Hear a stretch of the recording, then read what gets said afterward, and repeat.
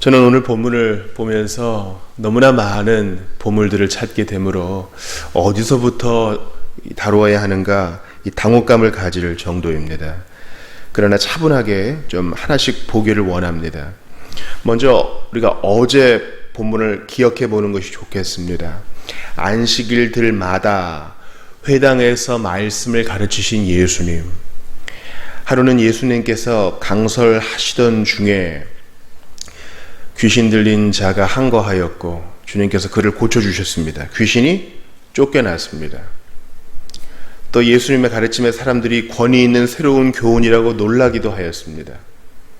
그런데요, 오늘 본문은 회당에서 나와 이제 회당 밖에서의 사역이 등장하는 것입니다.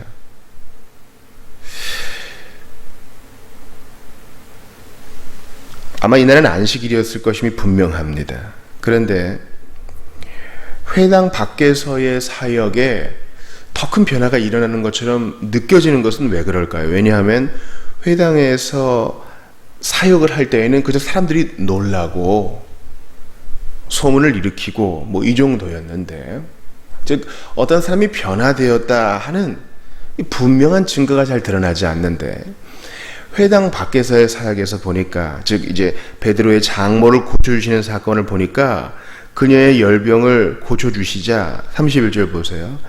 열병이 떠나고 여자가 그들에게 수종드니라.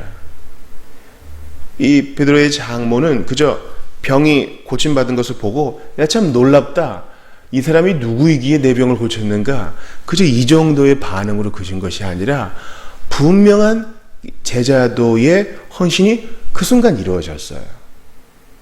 예수님을 믿기 시작한 이후부터, 그분을 만난 이후부터 제자의 삶이 시작되는데 이 베드로의 장모가 잘 보여줍니다. 마치 사도들을 부르셨을 때 그들이 두 번 생각하지 아니하고 자기의 소유를 버려두고 즉시 예수를 따르더라 한 것처럼 말이죠. 저는 이 베드로의 장모의 이 수종듦, 즉 바로 이 제자도에 헌신하는 것을 통해서 우리 자신을 좀 돌아보기를 원합니다. 응답을 구할 때는요, 문제가 있을 땐 간절히 매달려요. 야, 이 열병 한번 떠나면 좋겠다. 이 재산상의 문제, 관계상의 문제 해결되면 좋겠다. 그런데 원하는 걸 받고 나면 입을 싹 씻는 경우가 많습니다. 그저 돌아와 감사하는 것을 넘어서서 예수님을 따라야 되는데, 응답을 받으면 영적 긴장이 탁 녹아지고 이제 원하는 것을 얻었으니 됐다, 예전의 간절함도 사라지고 예수님을 따르는 것도, 그분을 위해 사는 삶도 없는 거예요. 매우 서글픈 현실입니다.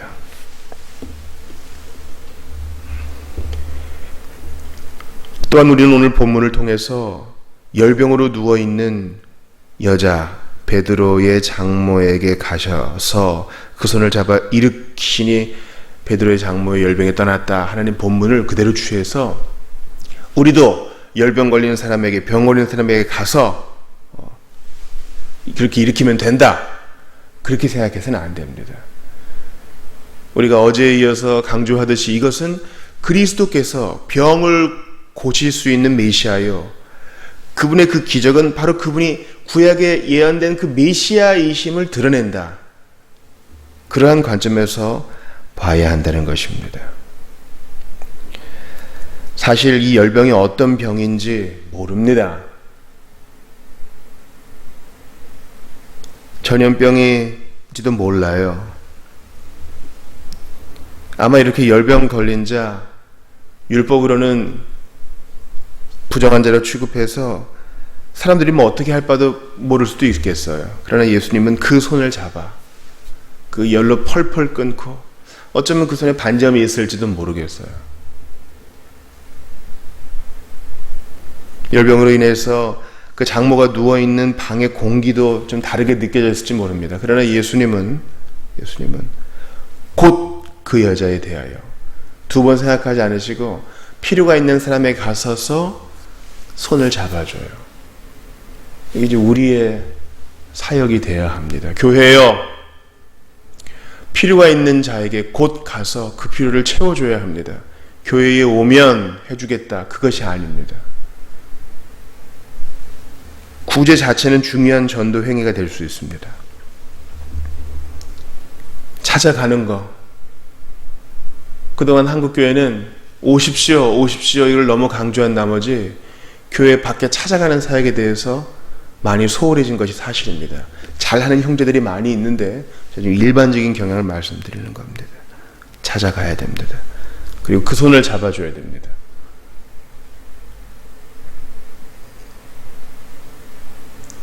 소수자들, 중병에 걸린 자들 뿐만 아니라 외로운 자들이 얼마나 많아요. 손을 잡아줘야 되는 자들. 여러분 손을 잡으면 벌써 에너지가 교환되고 그러잖아요. 암에 걸리신 분의 한 얘기를 들은 적이 있어요. 의사가 별 얘기 안 해줘도 회진 때 손 한번 잡아주고 교회에 갔을 때 그냥 가벼운 인사하면서 악수 한번 하는 것으로도 큰 위안을 받았다는 겁니다. 손을 잡아줘야 돼요.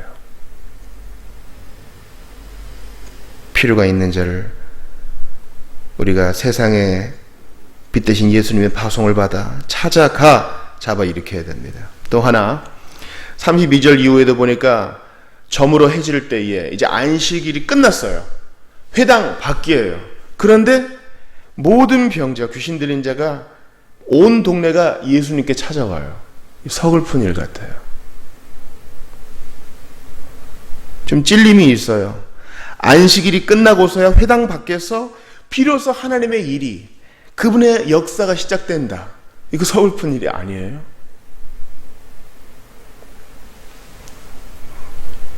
회당 안에서 보다 회당 밖에서, 안식일보다 안식일 이후에 메시아의 사역이 제대로 이루어지는 겁니다. 회당 문 닫고 공식 예배가 끝났지만 주님의 사역은 이제 본격적으로 시작되는 것이에요. 우리도 한번 돌아봐야 됩니다. 우리의 섬김과 주님을 향한 진정한 봉사가 과연 우리 교회 안에서 이루어지고 있는가 말이죠. 보세요. 각종 병이 든 많은 사람, 귀신 들린 자는 회당 가면 혼나요. 이 당시에. 그죠? 예배 분위기 망치고 랍비님 강설하는 거 방해한다고 혼난다고요. 병자는 뭐예요? 의식적으로 부정하니까 예배 자체 올 수가 없죠. 그러나 예수님께는 올 수 있어요. 그러므로 우리 신자들은요, 가는 곳마다 우리의 일터예요. 우리가 일과 중에 가장 많은 시간을 보내는 바로 그 삶의 현장이 우리 일터라고요. 거기에 귀신 들린 자, 병든 자, 마음에 상처 입은 자, 우리의 대화가 필요한 자, 우리가 커피 한 잔 대접해야 할 자, 우리가 밥 한 번 사줘야 될 자, 얘기를 들어줘야 될 사람들이 널렸어요. 저는 성령으로 충만해질 때 그런 생각이 듭니다. 주님께서 창의적인 아이디어를 주셔서 야, 이거 다 하고 가야 되는데, 주님을 섬길 새로운 마음들이 막 용솟음쳐요. 아, 이것도 다뤄야 되겠고 이렇게도 하고 싶다. 주님이 기회 주시면, 아니 오늘이라는 시간을 잘 아껴서 초능을 다투어 이렇게 섬기고 싶다, 이런 마음이 드는 겁니다. 그러므로 우리는 교회 안에서만 매여있지 말고 주께서 우리를 파송하시는 그 삶의 현장에서 우리를 찾아오는 사람들 돌보아야 되고, 또 우리가 찾아가서 돌보아야 됩니다. 얼마나 이 필요가 많아요. 우리 예수님은 세상의 필요에 대해 눈 감지 아니하시고, 야, 나 오늘 회당에서 하루 종일 강설했다, 내일로 오느라 그러지 않으셔요. 그들을 다 돌봐주십니다. 다 돌봐주셔요. 32절에 모든 병자라고 돼 있고, 33절에 온 동네라고 돼 있고, 34절에 각종 병이 든 사람이라 그랬으니까 각각 다 해주셨다는 거예요. 회당에서 강설하시고 귀신도 쫓아내셨어요. 안식일 사회 끝났다고요. 그러나 우리 주님은 시몬의 장모의 병도 고쳐주시고 계속 일하셔요. 일 중독이 아니에요. 구세주를 필요로 하는 세상의 그 필요를 무시하지 않는 거예요.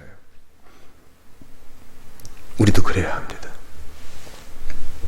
할 거 다 하고 누릴 거 다 누리고 어떻게 제자의 삶을 살 수 있어요? 급진적인 제자의 삶은 그런 게 아닙니다. 한갓 세상의 물질에 벌벌벌 떨면서 그런 삶 아닙니다.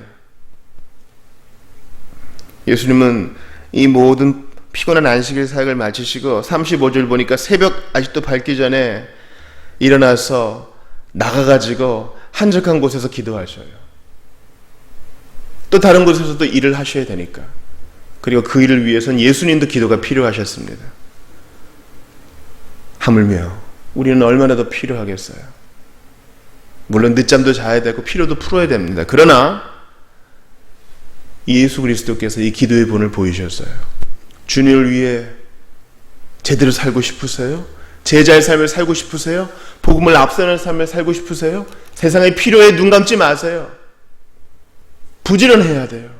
기도해야 됩니다. 어떻게 기도 안 하고 신자의 삶을 살아요? 제발 휴대폰 좀 끄고 한적한 곳에서 좀 기도 좀 하셔요. 우리는 너무 많은 것에 둘러싸여 있어요. 시시껄렁한 뉴스에 둘러싸여가지고 중요하지도 않은 것 들여다보느라 진짜 중요한 하나님과의 대화, 이 영상과 그 이미지들에 둘러싸여가지고 깊이 있게 사고하는 걸 잊어버린 세대에서 우리 정신 차려야 돼요. 한적한 곳에서 제발 아버지와 독대하시는 여러분들 다 되시길 바라요. 물론 분주한 대도시 가운데서도 바쁜 일과 가운데서도 아버지와 교제할 수 있어요. 그러나 그 한적한 곳에서 세상이 본격적으로 시작되기 전에 그게 뭐 밤이든 새벽이든 자기의 뭐 맞는 시간을 이용하면 되겠죠. 어찌됐건 그 시간과 장소를 사수하세요. 그래야 제자의 삶 살 수 있습니다. 그리고 예수님을 찾는 이 모든 부름 앞에 예수님은 다른 곳에서도 복음을 전해야 된다. 하나님 말씀을 가르쳐 주셔야 될 당위를 내세우시면서 이동하십니다. 사랑하는 여러분, 우리 예수님은 이러한 공생의 3년을 가득 채우시고 십자가에 달려 죽으셨습니다. 나 같은 죄인을 위해서. 근데요, 죽으시고 부활한 이후에도 오히려 이때처럼 아주 이 바쁜 안식일을 보내고 그 다음 날도 부지런히 일어나 기도하시는 그 열심으로 지금도 일하셔요. 예수님. 그 일하시는 예수님, 그 일하시는 예수님이 우리 각 사람을 위해서 기도하시고 교회의 필요를 채우시고 연약한 우리를 중보하셔요. 일하신다고요. 그러니 우리도 일해야 돼요. 그분의 뒤를 따라가서. 제자는 그 선생보다 크지 못해요. 우리는 그분의 종이요, 그분의 친구요, 그분의 동역자요, 그분을 따르는 자입니다. 예수께서 일하시니, 그것도 열렬히 부지런히 일하시니 십자가 사랑 받은 자답게 그분을 따라가시는 여러분들 다 되시기 바랍니다. 기도합시다. 하나님 아버지, 세상에 울부짖음과 필요가 있습니다. 우리를 불러주신 그 삶의 현장에서 그 필요를 적절하게 잘 채워주고 예수 복음 증거하게 하시옵소서. 물질의 귀신, 나르시시즘의 귀신, 재물에 대한 탐욕의 귀신들이 우리를 유혹하고 각종 우울증과 육체적 신체적 질병으로 고통하는 이들이 복음을 필요로 하고 있으니 우리가 빚된 사명 잘 감당하게 하시고 들어주게 하시고 손을 잡아주게 하시옵소서. 이기적인 삶을 벗어버리고 제자의 삶을 살게 하시옵소서. 벌레 같은 죄인을 위해 십자가 달리신 예수님, 오늘도 열렬히 일하시고 기도하시는 줄 압니다. 우리도 그 뒤를 따라가게 하시며 기도에 힘쓰고 오늘도 주님을 위해 살아가는 이 모든 삶의 궤적은 다 은혜 받았기 때문이에요. 용서받았기 때문이요. 천국을 선물로 받았음을 기억하면서 겸손히 주의 뒤를 따라가게 하시옵소서. 오늘도 눈물 흘리는 자들의 눈물을 닦아주시고 신자들의 기도에 귀 기울이셔서 참으로 응답하시는 주님을 찬양하게 하시옵소서. 임마누엘로 인하여 감사합니다. 그리 아니하실지라도 감사합니다. 찬양을 받아 주옵소서. 우리를 구속하시기 위하여 아낌없이 피 흘려주신 주 예수님 이름으로 기도하옵나이다. 아멘.